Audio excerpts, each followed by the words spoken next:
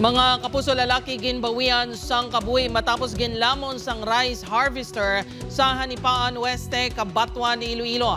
Ginkilala ang biktima kay Jose Tirados, 57 anyos, nga nagapanglimpyo kuntani isang harvester sa naaksidente nga nakaon ang iya bayo, kamot kag natuo nga tiil sang harvester.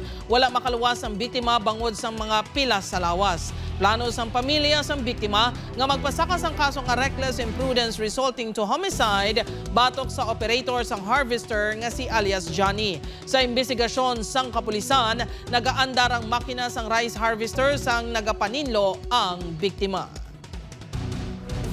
Pag sulisog ya bala siguro wala siya nag-expect kay bayo niya kuno una ging kaon. So diretso way na makahingagaw, way na siya makahingagaw buya. Amo to nga nagsinggit nga patyon ang makina pero nakaon na siya right part sang lawas ya.